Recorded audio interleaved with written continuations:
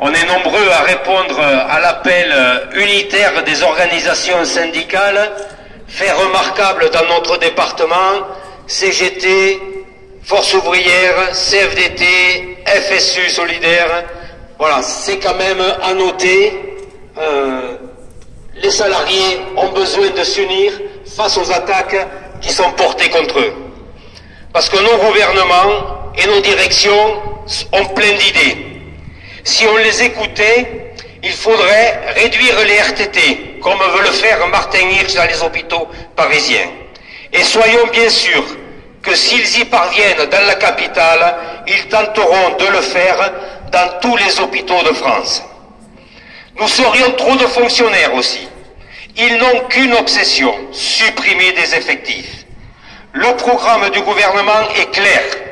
Les 3 milliards d'économies dans la santé se traduiront par 22 000 suppressions de postes. Et dire que la priorité du gouvernement, c'est de lutter contre le chômage. Dans notre établissement, la direction a présenté un budget prévoyant une baisse des dépenses de personnel de 1,2 million d'euros. Ce serait au bas mot une quarantaine d'emplois qui seraient supprimés. Et si les personnels font les frais des restrictions budgétaires, les patients en font aussi. 11 lits de chirurgie sont déjà fermés, sans qu'ils soient remplacés par des lits de chirurgie ambulatoire comme cela était initialement prévu. Depuis d'ailleurs, le service se trouve en sous-capacité. Il ne peut faire face aux demandes d'hospitalisation. Les listes d'attente se rallongent. 12 lits aussi de psychiatrie ont été fermés, par manque de personnel. L'ensemble des secteurs de psychiatrie sont surchargés. Des hospitalisations sont retardées ou effectuées dans des services inappropriés. Et que dire de la situation scandaleuse en psychiatrie infanto-juvénile où les listes d'attente ne cessent de rallonger. On atteint maintenant les 18 mois d'attente dans certains endroits.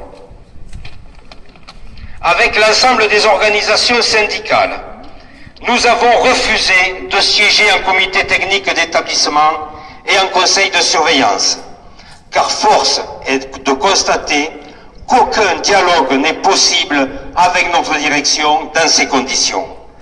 Les instances ne servent à rien si on doit discuter sur de telles bases. Nous avons préféré remettre une pétition signée par près de 850 agents hospitaliers.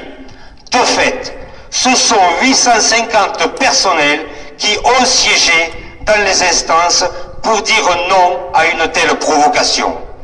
D'ailleurs, notre direction se complaît dans la provocation. C'est comme cela que nous avons vécu la décision du directeur de maintenir les personnels en CDD dans leur situation tant que l'hôpital n'aurait pas retrouvé l'équilibre financier.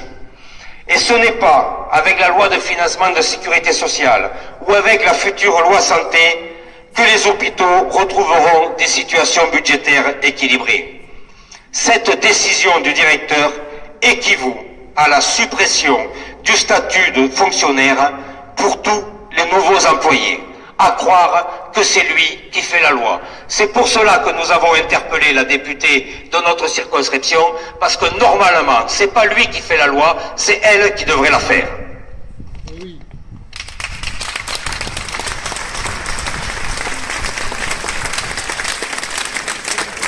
Nous mettrons tout en œuvre pour que cesse cette situation, car la direction s'en prend de façon explicite aux plus démunis, ce qui ne permettra même pas de réduire le déficit. Nous lui avons proposé d'ailleurs de ne pas payer la taxe sur les salaires, qui est un véritable impôt de l'État sur le budget de la sécurité sociale. La direction a refusé. Elle a montré là toute sa capacité à être dure avec les faibles et faible avec les forts.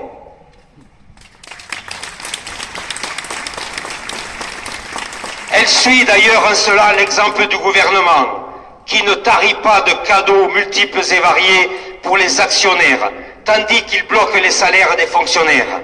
La ministre de la fonction publique ne fait que semblant de débloquer les salaires. 70 € bruts étalés sur 4 ans, voilà tout le contenu de ces propositions. Elles se moquent de qui? Salaires bloqués, mais aussi les retraites. Ce sont même les droits à la retraite qui sont menacés par le patronat dans le cadre des négociations sur les retraites complémentaires du privé.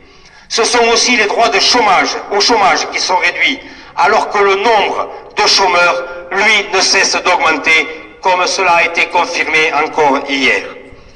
La course à la régression sociale est lancée et le sprinter Macron est sorti des starting blocks.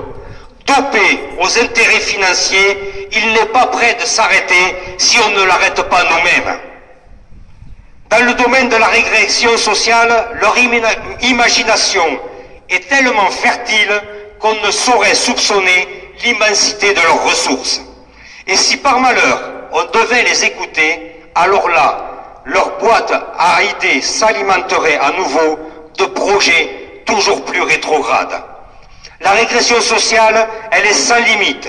Si on y met le doigt, c'est le corps tout entier qui y passe jusqu'au dernier orteil. Et pour ces gens-là, si on met un genou à terre, il n'y a pas d'autre issue que de finir à plat ventre. Mais quelle est donc cette société vers laquelle ils veulent nous amener? N'ont-ils pas d'autre ambition que de celle de nous amener vers le pire?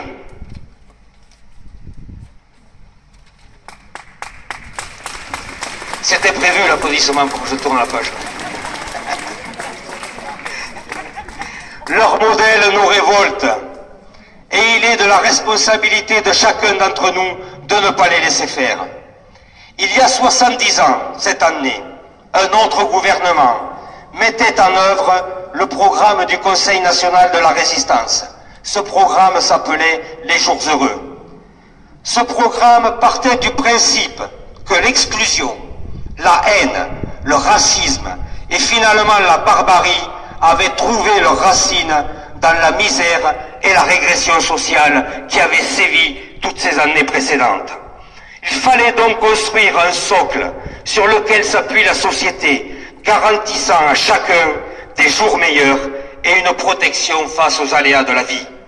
Le service public et notre système de protection sociale sont nés de cette réflexion, ils sont nés de cette lutte, ils sont nés de la résistance. Oui, car une autre politique est possible, comme cela avait été possible à cette époque.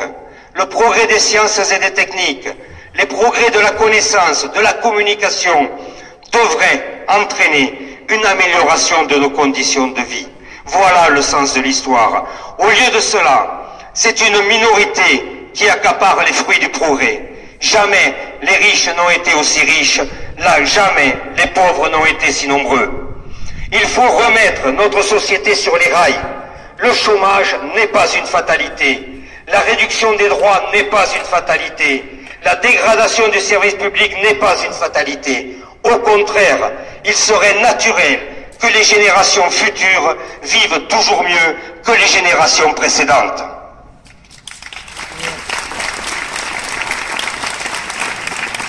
Nous avons des valeurs autres que celles de la course au profit et nous avons des raisons de les défendre.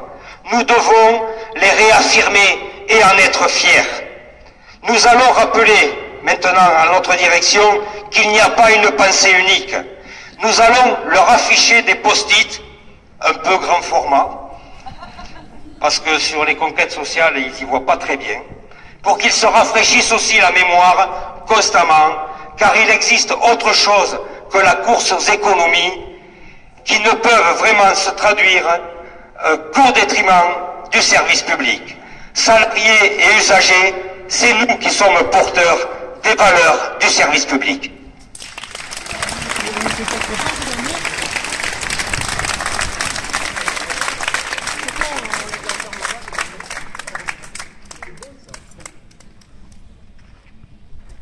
Donc on va le porter à la direction, mais il faut reparler un petit peu au niveau local, ce que ça veut dire de 1 million de moins sur le budget prévisionnel sur les personnels non médicaux. Ça veut dire, comme il a dit Yannick, 30 à 40 emplois de moins. Donc ça veut dire pour les contractuels qui restent, mais aussi pour tous les titulaires de l'hôpital, des plannings qui ne sont plus respectés, des retours sur repos intempestifs, et pour les contractuels, depuis le 1er janvier 2013, on ne peut plus racheter nos droits à la retraite, racheter nos années de contractuels.